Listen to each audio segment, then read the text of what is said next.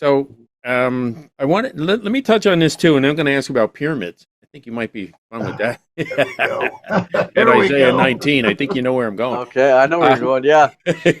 but we often speculate. It said when the prophecy comes, they're all like beheading people and they're on horses and they're doing all this stuff. It's like, where's all the tanks and the rifles and the things? So was it metaphor and them us explaining it in a way where they understood? That's the only way they could, is the way they understood. Or did we actually have some kind of major EMP and knocked out all the electronics of the world and we're sent back 300 years and we are on horses and cutting people's heads off again?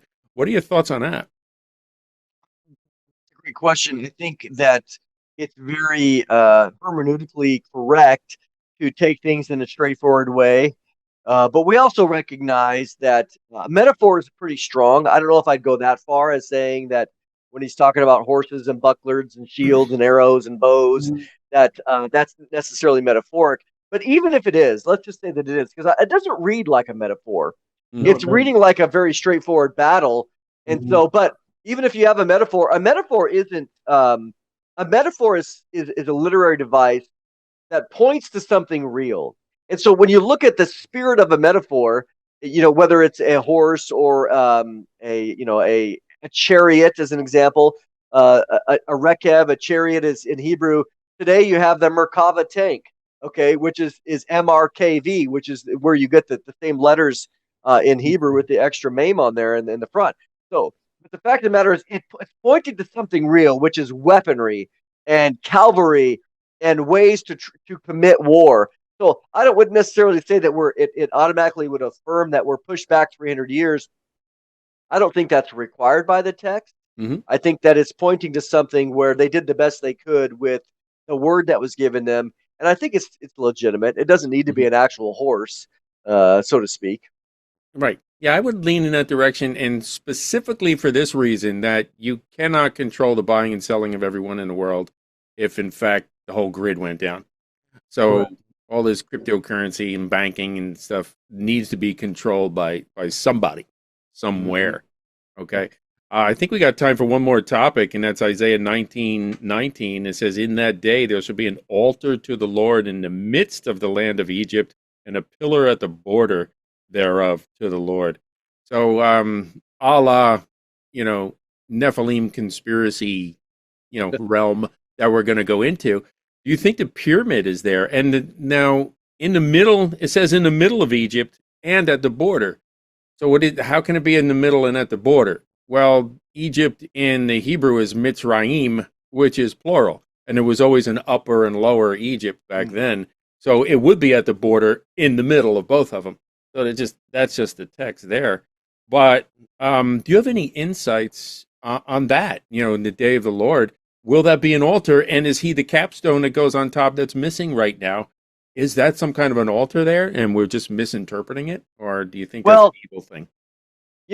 that's a great question because what we do know is in other passages in Isaiah that God says something very interesting. We always think in terms of my people Israel, and that's true. No doubt they will always have that special promise. But he also calls Assyria my people and Egypt my people. So you have these three groups that are called his people: Israel, Egypt, and Assyria, which is kind of this trifecta of nations going from Egypt through Israel all the way up to what we understand as, again, northern Iraq. The fact that it says an altar is I would say challenge. It would be a challenge that would challenge the idea, even though I find it fascinating that the Giza plateau with the pyramid there, which again the pyramid is beyond human comprehension Hmm. of its details. I mean, I don't see any way possible how that was done just from a human only perspective. I think that supernatural knowledge. It still is the most square to cardinal north that exists in the world. Yep, So, it's like and you like an think about, eighth of an inch off or something. yes, it's just absolutely phenomenal. So that's assuming that again that there's not hasn't been some changes, micro changes the uh, within again the balance of the Earth Hmm. itself. So it could have been perfectly aligned at one time, Right. but but the thing that the challenge I have there, or the at least the question, is chasing down the idea that it's an altar. Okay. There's what I see there with the pyramid, as cool as it is. There's really no way to see it as an altar itself, because we know what an altar is specifically. Even inside, I've been inside the pyramid there. There's 3 of them. I've been in 2 of them actually, and there's nothing in there that would show an altar. An altar is meant for sacrifice. Now, during the millennial period, in that day, right? That's a very specific phrase in Hebrew, talking about most likely either the tribulation period, the day of the Lord, or the millennial period. So is it possible that an altar will be put there where, again, an altar is used for very specific things as it relates to offerings. And because I don't see any altar there, again, maybe there's been something there. So is the question, not the question to you, but the question that we have is in that day something that is future, or is it referring to something that is in the past? That would be the way to try to get to the bottom of it, even though, again, I think the pyramid is amazingly supernatural. There's no doubt about it. Well, you're getting into something here also about UFOs. Okay, I mean, I believe on Prophecy Watchers even there was somebody talking about UFOs.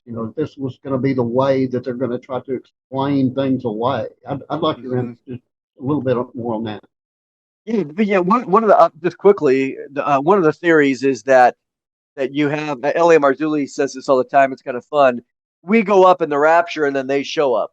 And what's fascinating to me is the idea that we go up into a cloud, right? I really do think that, like as we said earlier, we're not going to instantaneously disappear. We're gonna go up just like the 2 witnesses do in Revelation 11. They slowly ascend while Jesus did too. Acts 1 and 2 Kings 6 when Elijah. It says that their enemies watch them. So if we go up and they see us go into the cloud, and then all of a sudden a ship comes out, well, that would be quite a story, wouldn't it? Because then it would be clear, at least their perception of the story, that we were taken into the cloud by the ship and removed, and then the ship comes out. So I find it fascinating. I think it's a very interesting scenario. Yeah, but it's obviously not the rapture. I'm going to make that really clear. If you guys think that we're going away in a spaceship, that is not happening. I promise you, it's not happening. Don't believe it. We get to New Jerusalem later, but that's 1,000 years from now. That's right.